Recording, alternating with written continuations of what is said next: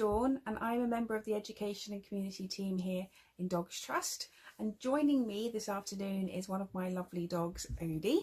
So this is Odie. Odie is waiting patiently for a tasty treat. I do have another dog called Piper, and true to form, being a lurcher, Piper is actually in bed at the moment, so I'm not going to call her onto camera because we'll find out today how important it is when the dog is resting or chilling out in their beds or a quiet spot that we leave them alone. But if she does come up later on, then I'll be sure to get her to say hello. So just to give you a little bit of background, Be Dog Smart is our safety campaign that aims to keep children and their families safe around dogs, both at home and when they're out and about in the community. And this week is our Be Dog Smart week. And given the current situation where everybody is spending so much more extra time at home, we thought it would be really important this year to focus on dog safety in the home. So this workshop today will give us lots of tips and advice on staying safe around dogs at home and the kind of activities that we can do with our dogs that will keep them safe and happy as well. If you visit our website, www.bedogsmart.ie, we have lots of free downloadable resources which will give you lots of advice for the whole family on staying safe around dogs. And all of our advice we break down into an easy to recognise traffic light system of the things we should always do around the dog, things we should never do around a dog, and things that we need to be cautious about or being aware of. So what we're going to do in today's workshop is we're going to focus mostly on dog safety in the home. And we're going to start with a few images, and what I'd like you to do is when you see the image, I want you to have a think about what you would love to do if you saw this dog. So I don't want you to think too much about what you think you should do or what you think you shouldn't do. I want you to think about what you would really love to do if you saw this dog, and I want you to do that for all the pictures that I'm going to show you today. So what would you love to do with this dog in picture number 1?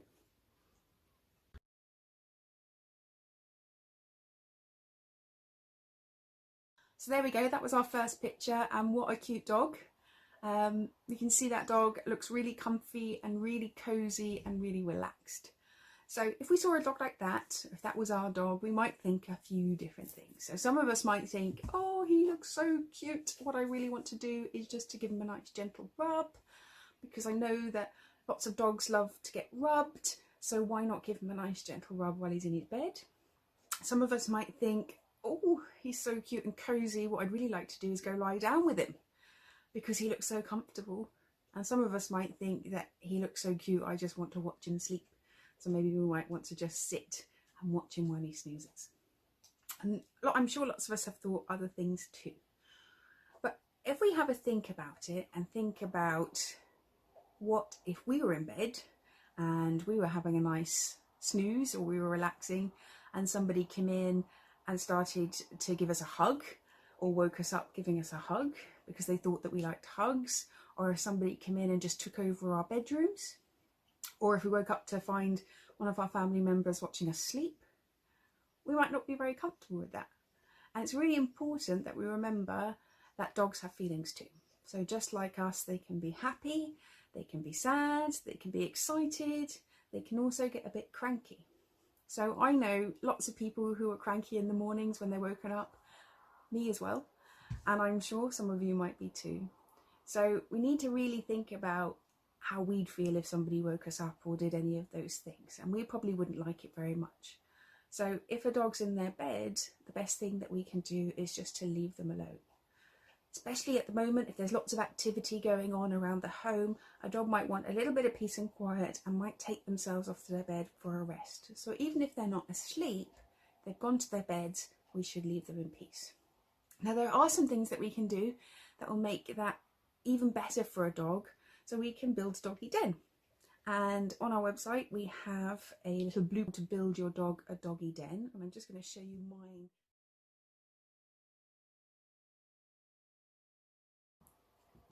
I built this in a quiet room of the house, a room that we don't use very often.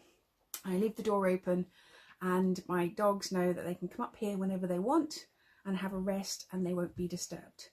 So we can build our dogs a doggy den or just put a nice comfy bed in a quiet area of the house and make sure everybody in the family knows that when their dog has gone there, they have to be left alone. You can even make a really cool sign that says keep out, dogs only, so that everybody in the family knows when a dog's gone to their den, you should leave them alone. If you've been following our Be Dog Smart Week, you might have already built a doggy den, in which case we'd love to see some photos of your dog enjoying their den in peace. And if not, then have a go at building one and seeing what your dogs think of it. So that's our first scenario. So if a dog's in their bed or if they're resting, we should leave them alone.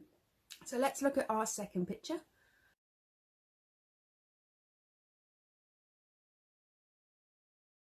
So that was picture number 2, another very cute dog, although what dog isn't cute? And this one is clearly enjoying a nice tasty meal. And if we saw a dog like that, or if it was our dog, we might think to ourselves that they look like they're really enjoying it, and why not give them a hand? We might think they might like for us to reach down and give them a little bit of food from the bowl, or again, that they might like us to give them a rub so that they have 2 really enjoyable things happening at the same time, or that we might just like to watch them eat. But if we go back to thinking about ourselves and how we would feel if we were eating something really nice, so imagine you're eating your favourite dessert and you're really enjoying it, and a member of your family comes to give you a hug, or they reach down because they want to feed it to you, or they just watch you eat. Those are all situations that we wouldn't be very comfortable with, and it's very similar with our dogs. So even if you have before pet your dog while they were eating and they didn't seem to mind, the best thing that we can do is, if a dog is eating or drinking, is just to leave them in peace and leave them alone. Then when they're finished, we can play with them or give them a little bit of attention if that's what they want. But while they're eating or drinking, the best thing we can do is to leave them alone. And that includes eating tasty treats as well as their dinner. So once they're eating something, we just leave them alone. Now, if they're eating something that they shouldn't be eating, well, in that case, that's where an adult should step in and maybe try and do a swap. So we should never try and grab things from a dog's mouth. We should always try and swap something out. So one of my dogs, Odie, has a particular fancy for my slippers. And whenever he steals one, my instinct is to try and grab it, but I know I shouldn't do that. So what I do instead is I will get his favourite squeaky toy and I'll throw it for him. And he loves it so much that he immediately will drop the slipper and chase after the toy. So if a dog does eat something or have something in their mouths that they shouldn't, the best thing that we can do is a grown-up can swap it out for something else. Now, even though we can't give our dogs attention while they're eating or drinking, what we can do is make that a little bit more interesting for them. So we can build them a little enrichment box or an enrichment toy. And that's just a really simple thing we can do at home as a family. Get some old newspapers and scrumple up some of their food in it, or some tasty treats. We can hide maybe some of their toys in boxes. And what that means is your dog will have to use their amazing sense of smell and their amazing brains to figure out how to get their food or their toys out. If you visit our website, bedogsmart.ie, there's a little how-to video on there to show you how you can make an enrichment box from things that you might have at home. So our second point is, if a dog is eating or drinking, we should leave them alone and leave them in peace. And if they are eating something that they shouldn't, an adult should be the one to swap it out for something a bit more safe. So let's have a look at our next picture.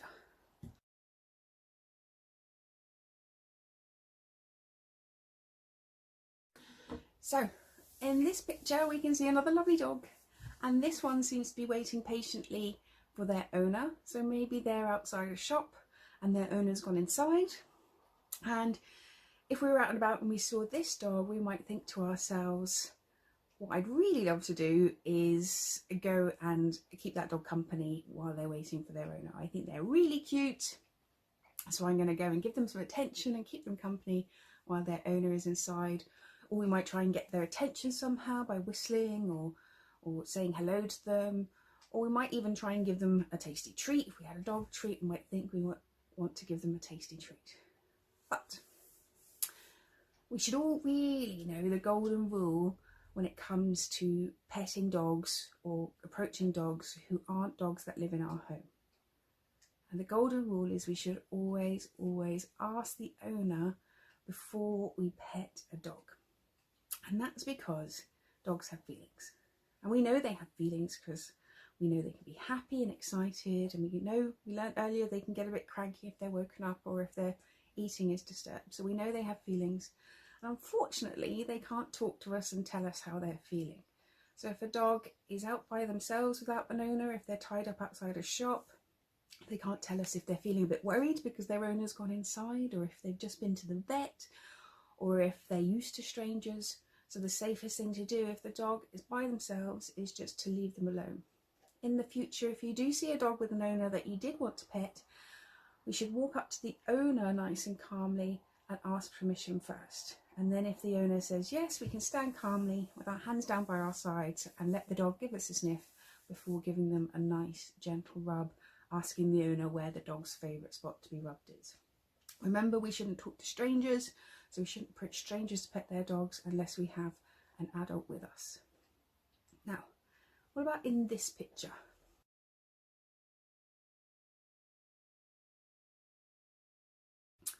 So what do you see there? That is a dog that is running around, maybe playing, maybe he's just running around the park, but we can see that he's not on a lead and we can't see an owner with him. And we might see that quite a bit. We might be out and about, maybe you're bringing our dogs for a walk with a grown-up, but we might see dogs out and about without an owner. And sometimes those dogs might approach us. And for some people, they might not like that. So sometimes if a dog approaches us, some of us might get a little bit worried, a little bit upset. And if that happens, the best thing that we can do is something called the XFactor, where we can stand up nice and straight and bring our hands into an X across our chest, standing still and looking up towards the sky. So we're not talking to the dog, we're not giving him any eye contact, we're not giving him any attention whatsoever, because actually, usually when dogs approach us, that's what they want. They want attention from us. So if we ignore them, chances are they'll get really bored because you're not doing anything interesting and they'll leave you alone. If they don't, or if you don't want to stand there, you can walk away nice and calmly, but we keep our hands up away from the dog in an X across our chest, and we don't keep turning around to check where he is, because remember, we don't want to give him any attention, and we can walk calmly into our homes, or if we see an adult we know, we can ask them for help. Now, what about if that dog that was running around, or the dog that was tied up, what if they were your neighbour's dogs, or your friend's dogs, or a dog you've met before? Does that mean you can play with them or if you can pet them? No. So even if it's a dog that you've met before, if it's a dog that doesn't live in your home, you still have to ask every single time. Because again, we don't know how the dog's feeling today, so he might have been in a great mood the day you met him the first time, but maybe today he's just been to the vet for his injections and he's feeling a bit under the weather. So we always have to ask the owner first before we pet a dog. So we mentioned earlier on that dogs have feelings just like we do, but they can't talk to us and tell us what they're feeling. And sometimes they might do something and we know what it means, but it might mean something completely different. So for example, if we see a dog that's wagging their tail, we might think to ourselves, well, that's a happy dog, because I've heard that when a dog wags its tail, it means they're happy. But that's not always the case. So sometimes dogs will wag their tails when they're feeling a bit anxious or worried about something. So a wagging tail doesn't necessarily mean that a dog is happy. And there are some other times that dogs might do something that we think means one thing, but could mean something else. So I'm going to show you some pictures now.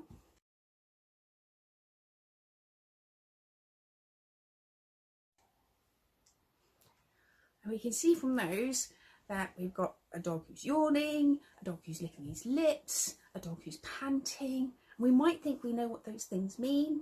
We might think that they're yawning because they're really tired, or he's licking his lips because he's hungry, or he's got some tasty food in front of him, or he's panting because he's hot.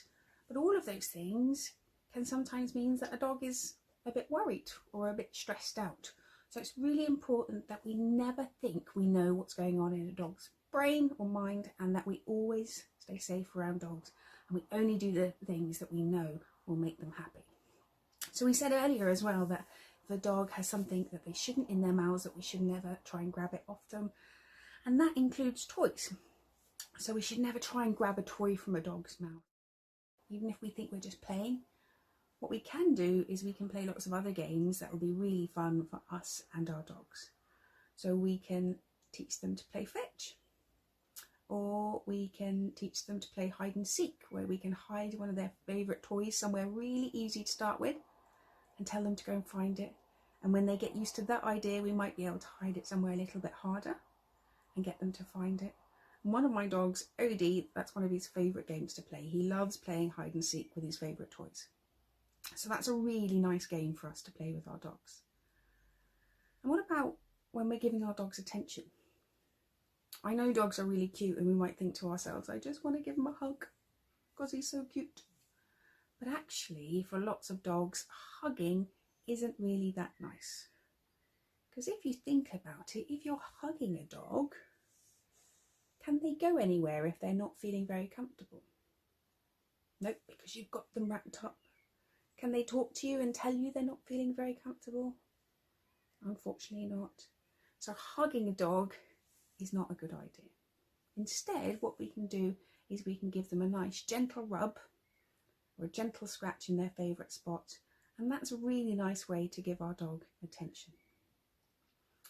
So we're almost coming to the end of our workshop now, so hopefully we've learned lots of interesting things and lots of tips, and we'll just have a quick summary of what we have learned. So we should know now that there are times that we definitely should leave dogs alone, such as if they're eating or if they're resting in their beds. They might be asleep or they might be awake, but when they're in their bed or their fancy new doggy den, they should be left alone. We shouldn't pet dogs who are out without their owners. Even if we know the dog or we've seen the dog before, we should always ask an owner before we pet the dog. And there are some things that we can do with our dogs that are really enjoyable. So we can build them a cool doggy den that's just for them. We can make them some enrichment toys that are for them. We can play some really cool games with them like fetch and hide and seek. And all of those things will help keep everybody at home safe and happy. Now, if you go to our website, bedogsmart.ie, we have our blueprints for our doggy den. We have our videos. We've got some more information on dog body language for the grown-ups. And we also have a really cool fridge poster that you can print off and colour in and fill in the rules for being safe around dogs, so that the whole family can be reminded how to be dog smart. So once again, thanks so much for joining us today, and I hope you enjoyed our little workshop.